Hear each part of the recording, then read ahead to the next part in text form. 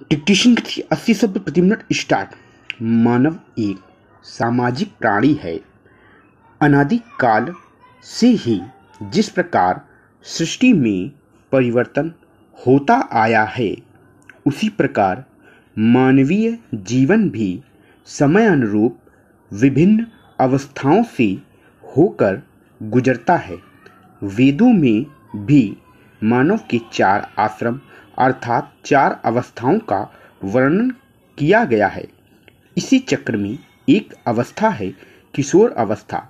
मनोवैज्ञानिकों ने इस काल को ही मानव जीवन का सबसे कठिनतम काल कहा है, क्योंकि यह काल कल्पनाओं का तथा नए जीवन में प्रवेश का काल माना जाता है।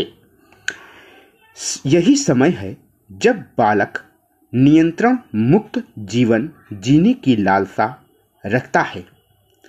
इसी दौर में कभी कभी परिस्थितियों के अनुरूप अज्ञानवश वह कुछ अपराध भी कर बैठता है। ऐसे ही तत्कालीन अविकसित सोच के बालक को सही मार्ग पर लाने हेतु कुछ नियम बनाए गए हैं तथा साथ ही अपराध की रोकथाम हेतु दंड का प्रावधान भी किया गया है। अब यह प्रश्न उठता है कि किशोर बालक के अपराध को किस दृष्टिकोण से देखा जाए, अर्थात यहाँ यह दृष्टव्य है कि आपराधिक घटना क्यों और किस आधार पर घटित हुई। यद्यपि सामुदायिक परिस्थितियाँ, टूटते परिवार के सदस्यों की नैतिकता, दोषपूर्ण वातावरण एवं दोषपूर्ण पुलिस, न्यायालय आदि भी कहीं कहीं किशोर अपराधियों की संख्या बढ़ाने के लिए जिम्मेदार हैं। यह एक ज्वलंत समस्या है। इसके निदान हेतु जो नियम व कानून बनाए गए हैं, इन्हीं को जुवेनाइल एक्ट की संज्ञा दी गई है। समय के अनुसार इसके नियमों में बदलाव भी होता रहा है। जुवेनाइल शब्द वास्तविक रूप से लैटिन शब्द जुवेसिस द्वारा विकसित है, जिसका शाब्दिक अर्थ है युवा।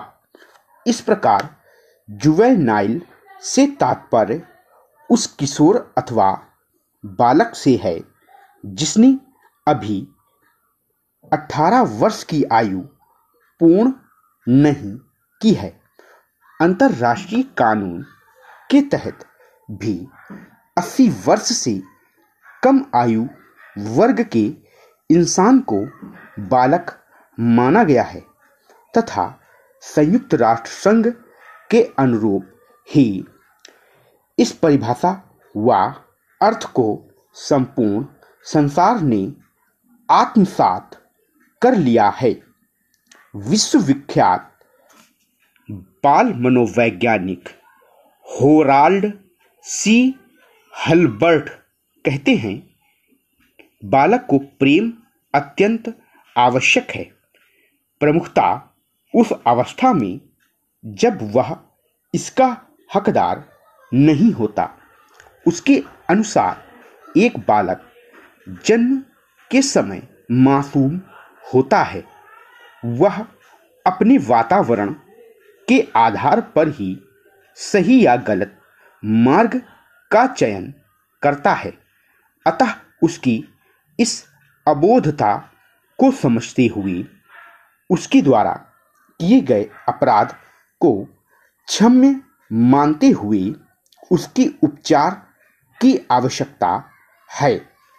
इन्हीं सब बातों को ध्यान में रखते हुए जुवेनाइल एक्ट की आवश्यकता महसूस की गई। संयुक्त राष्ट्र संघ ने बीजिंग एक्ट 1985 तथा स्टॉप। अगर आप हमारे पेड ग्रुप से जुड़ना चाहते हैं तो आप नीचे दिए गए टेलीग्राम नंबर पर संपर्क कर सकते हैं। पेड ग्रुप में आपको डेली डिक्टेशन और उनकी आउटलाइन उपलब्ध करवाई जाएंगी।